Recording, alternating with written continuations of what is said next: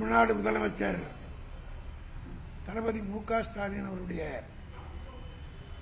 ஆட்சி ஏற்பட்ட நாள் முதல் தமிழ்நாட்டில் பல்வேறு திட்டங்கள் அவராலே அறிமுகப்படுத்தப்பட்டுள்ளது. அவரால் அறிமுகப்படுத்தப்பட்ட திட்டங்கள் ஒவ்வொன்றுக்கும் அகில இந்திய அளவில் மட்டுமல்ல, உலக அளவில் அதற்கு பாராட்டுகளும் தளபதி மு.க. ஸ்டாலினுக்கு மிகப்பெரிய வரவேற்பும் இருப்பதை தாங்கிக் கொள்ள முடியாமல் தொடர்ந்து தமிழ்நாட்டு அரசியலில் இந்த குறிப்பாக இந்த 4 ஆண்டு காலத்தில் எந்த ஒரு குறையும் இந்த ஆட்சியின் மீது சொல்ல முடியவில்லை. அல்லது கொண்டு வரப்பட்டிருக்கிற திட்டங்களை ஆக்கப்பூர்வமாக விமர்சிக்க முடியாத எதிர்க்கட்சி தலைவர் எடப்பாடி பழனிசாமி அவர்கள் தொடர்ந்து திராவிட முன்னேற்ற கழகம் எல்லா தேர்தல்களிலும் 2019 இருந்து வெற்றி பெற்று வருவதை தாங்கிக் கொள்ள முடியாமல் காழ்ப்புணர்ச்சியின் காரணமாக தளபதி மு.க. ஸ்டாலினுடைய ஆட்சியில் கடந்த ஏப்ரல் மாதம் சட்டமன்றத்திலே அவர் அறிவித்தபடி உங்களுடன் ஸ்டாலின் என்கிற ஒரு திட்டம் அறிமுகப்படுத்தப்படும் என்று சட்டமன்றத்திலே மு.க. ஸ்டாலின் அவர்கள் அறிவித்து அதனை ஆகஸ்ட் 1ஆம் தேதி முதல் தமிழகத்திலே அமுல்படுத்துவதற்கு அதற்குரிய நாள் குறித்து நிகழ்ச்சிகளில் அறிவிக்கப்பட்டவுடன் புதிதாக ஒரு கண்டுபிடிப்பை செய்து மு.க. ஸ்டாலின் மீது அவருடைய பெயரோடு திட்டத்துக்கு பெயர் இருக்கக்கூடாது என்று ஒரு புது நாணயத்தோடு நீதிமன்றத்தில் சி.வி. சண்முகத்தை விட்டு எடப்பாடி வழக்கு போட செய்திருக்கிறார். ஒன்றை யாரும் மறந்துவிட முடியாது. ஜெயலலிதா ஆட்சி காலத்தில் 25 திட்டங்களுக்கு அம்மா பெயர் சூட்டப்பட்டிருப்பதும் இந்த நாடு மறந்துவிடவில்லை. உப்புக்கு அம்மாவுடைய பெயர் வைத்தார்கள், தண்ணிக்கு அம்மாவுடைய பெயர் வைத்தார்கள், உணவு விடுதிக்கு அம்மா பெயர் என்றார்கள். ஏன் காவல்துறை பெட்ரோலிங் வண்டிக்கு கூட அம்மா பெட்ரோலிங் என்றுதான் பெயர் வைத்து ஏறத்தாழ் 25 திட்டங்கள் அமுல்படுத்தப்பட்டிருந்தது.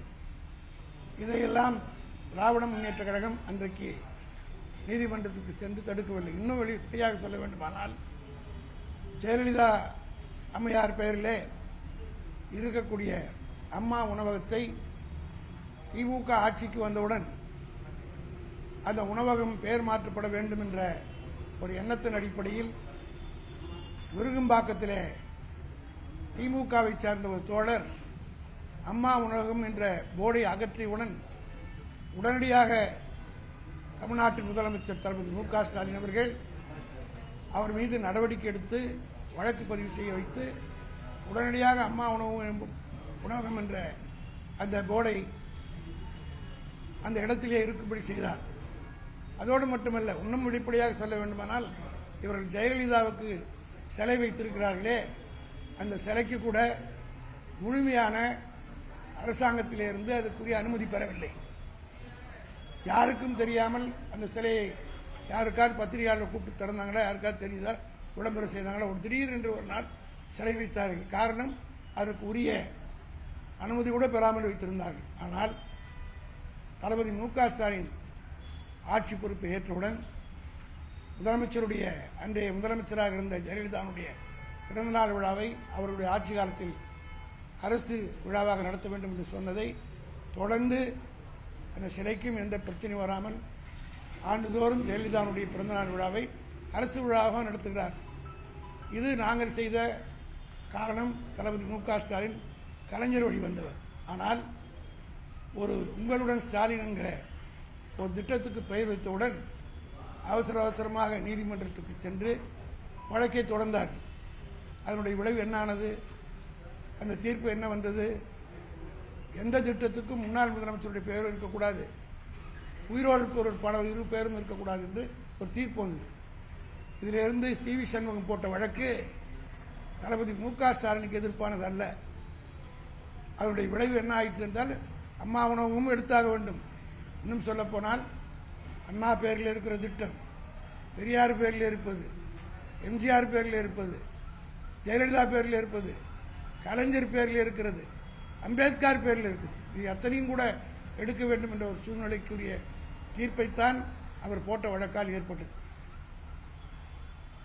இது எவ்வளவு பெரிய துரோகம் அதிமுக தமிழ்நாட்டுக்கு செய்திருக்கிறது என்பதை குறிப்பாக அதிமுக நண்பர்கள் புரிந்து கொள்ள வேண்டும். ஏனென்று சொன்னால் ஒரு முன்னாள் அமைச்சர் சொல்கிறார், 98 அம்மையார் ஜெயலலிதா எடுத்த முடிவு வரலாற்று பிழை. அதே போல சி.வி. சண்முகம் வழக்கு போட்டு ஜெயலலிதா பேரிலிருந்து எல்லாத்தையும் எடுப்பதற்குரிய வழிவகைகளை செய்கிறார்கள். ஆனால் திராவிட முன்னேற்ற கழகத்துடைய தலைவர், தமிழ்நாட்டுடைய முதலமைச்சர் தளபதி மு.க. ஸ்டாலின் அவர்கள் இதை எதிர்த்து மேல்முறையீடு உச்சநீதிமன்றத்தில் அரசு சார்பாக மட்டுமல்ல, திராவிட முன்னேற்ற கழகத்தின் சார்பிலும், திராவிட முன்னேற்ற கழகத்தின் சார்பில் அமைப்பு செயலாளர் என்ற முறையில் நானும் உச்சநீதிமன்றத்திலே மனு செய்தோம். அந்த மனுவினை விசாரித்த உச்சநீதிமன்றம் இன்றைக்கு ஒரு சம்மட்டி அடியை கொடுத்திருக்கிறது. இந்த வழக்கு சி.வி. சண்முகம் போட்டது அரசியல் உள்நோக்கத்தோடு இதுபோன்ற கேவலமான அரசியல் விளையாட்டுகளை செய்யக்கூடாது என்றெல்லாம் கடுமையான வாசகங்களை உச்சநீதிமன்றம் கொடுத்திருக்கிறது. அதோடு நிற்காமல் 10 லட்சம் ரூபாய் அவருக்கு அபராதம் விதிக்கப்பட்டிருக்கிறது. ஆக இனியாவது இந்த உங்களுடைய ஸ்டாலின் திட்டம் எந்த அளவுக்கு வரவேற்பு பெற்றிருக்கிறது இந்த 4-5 நாளில் நீங்களே ஊடகங்கள் பத்திரிகைகளை கூட சர்வே பண்ணி பார்க்கலாம். லட்சக்கணக்கான மக்கள் இதுவரையிலே மக்களை மைதானத்திலே சந்தித்து மனுக்களை பெற வேண்டும் என்று மாங்னா கார்ட்டை என்று சொல்வார்கள். அதற்கு நிகராக மக்களை சென்று மைதானத்திலே அரசு ஊழியர்கள் நேரடியாக சந்தித்து உடனடி நிவாரணத்தை ஏற்படுத்தி கொடுத்திருப்பதை எந்த ஆட்சியிலும் நடைபெறவில்லை. அதை தாங்கிக் கொள்ள முடியாமல் வழக்கு போட்டார்கள். அந்த வழக்கு போட்டவருடைய எண்ணத்திலே மண் விழுந்தது. வழக்கம்போல் தளபதியினுடைய ஆட்சிக்கும் அவர் போட்ட எல்லா வழக்கும், இன்னும் சொல்ல போனால் ஜெயலலிதா எல்லாமே திமுக தான் செஞ்சிருக்கு. இவர்கள் ஒரு பல்கலைக்கழகத்துக்கு ஜெயலலிதா பல்கலைக்கழகம்னு வச்சாங்க. அதற்கு கவர்னர் அவருடைய ஆட்சி இருக்கிற வரையிலும் அனுமதி கொடுக்கல. அதுக்குரிய போராட்டமும் எடப்பாடி நடத்தல, எந்தவித நடவடிக்கை எடுக்கல. தளபதி மு.க. ஸ்டாலின் தான் உச்சநீதிமன்றத்திற்கு சென்று அந்த கவர்னருக்கு எதிர்ப்பாக போட்ட வழக்கில் 10 பல்கலைக்கழகங்களுக்கு அனுமதி தர வேண்டும் என்று கொடுத்ததில் ஜெயலலிதா பேரில் இருந்த ஒரு பல்கலைக்கழகத்துக்கு அனுமதி வந்தது. ஆக ஜெயலலிதா பேருடைய பல்கலைக்கழகத்துக்கும் உரிமை வாங்கி கொடுத்த ஒரு கலைஞர் தளபதி தான். அதே போல அந்த அம்மையாருடைய திட்டங்களுக்கும் அப்படியே இருப்பதற்கு போராடி பெற்றுக் கொடுத்ததும் மு.க. ஸ்டாலின் தான் என்பதை இந்த வழக்கின் மூலமாக நிரூபிக்கப்பட்டிருக்கிறது. இது மேலும் தளபதி அவர்கள் கிடைத்திருக்கிற ஒரு மகத்தான வெற்றி, தமிழக அரசுடைய ஆட்சி செய்கிற சாதனைக்கு கிடைத்திருக்கிற ஒரு சான்றாகவே இந்த தீர்ப்பை நான் கருதுகிறேன்.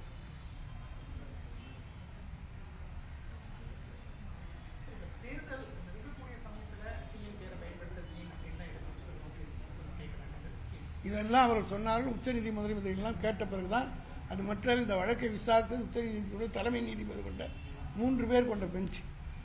ஆகவே அவர்கள் இதையெல்லாம் கேட்டுவிட்டு தான் இது கேவலமாக இருக்கிறது, இவ்வளவு நாள் தூங்கிக் கொண்டிருந்தவர்கள் முன்னெல்லாம் இவங்க ஆட்சியிலே அப்படியே சொல்லியிருக்காரு. இவங்க ஆட்சியில் 25 திட்டங்களுக்கு அம்மானுடைய பேரை வச்சிருக்கிறாங்க. இதையெல்லாம் மறந்து விட்டு இப்படி போடுறது, இங்கே அரசியல் சண்டை போடுறதுக்கு நீதிமன்றம் ஒரு விளையாட்டு மைதானம் அல்ல என்ற துணியிலே தான் சொல்லியிருக்கிறார். ஆகவே இந்த வழக்கை போட்ட எடப்பாடி அவர்கள் இனிமேதான் திருந்தி அதை பார்த்து தான் இன்னைக்கு பல பேருக்கு அதிமுக பிரிஞ்சு வந்து அன்வர் ராஜா வந்தார். இன்றைக்கு காலையிலே கூட புதுக்கோட்டையிலிருந்து கார்த்திக் தொண்டைமான் வந்து சேர்ந்திருக்கிறார். ஆக அவர்களுடைய இன்றைக்கு அந்த கட்சி முழுக்க முழுக்க பிஜேபிக்கு அடமான வைக்கப்பட்டு விடுதார்.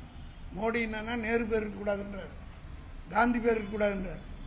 இவர் என்னன்னா அண்ணா பேர் இருக்கக்கூடாது, கலைஞர் பேர், எம்ஜிஆர் பேர் இருக்கக்கூடாது, ஜெயலலிதா பேர் இருக்கக்கூடாது, கலைஞர் பேர் இருக்கக்கூடாதுன்ற எண்ணத்தில் இவங்க செயல்படுறாங்க. ஆக both of them are sailing in the same boat. இந்த மாதிரி பப்ளிக் ஸ்கீம்ஸ்ல முக்கியமான விஷயங்கள் கொண்டு வரும்போது இதுல அரசியல் பண்றதை அதுதான் உச்சநீதிமன்றம் சொல்லிட்டு இதெல்லாம் கேவலமான அரசியல்லாம் பண்ணக்கூடாது சீஃப் ஜஸ்டிஸே சொல்லியிருக்கிறார். அதுக்காக தான் 10 லட்சம் ரூபா ஃபைன் போட்டிருக்காரு. 10 லட்சம் ரூபா அபராதம் என்பது மிகப்பெரிய, அதுவும் உச்சநீதிமன்றம் அவ்வளோ ஒரு எந்த வழக்காக இருந்தாலும் அதை கூர்மையாக கவனித்து, அது ஒரு பெரிய பொலிட்டிக்கல் பார்ட்டி, ஆட்சியில் இருந்த கட்சி, அப்படி இருந்தவர்கள் போடுகிற ஒரு வழக்கை அதற்குரிய மரியாதையோடு தான் அதை அந்த நோக்கத்திலாம் பார்த்து தான் ப்ரோஸ் அண்ட் கான்ஸ் பார்த்து தான் சொல்கிறாங்க. உச்சநீதிமன்றத்துக்கே கோபம் வந்து தான் 10 லட்சம் ரூபா அபராதம் போடுறோம்.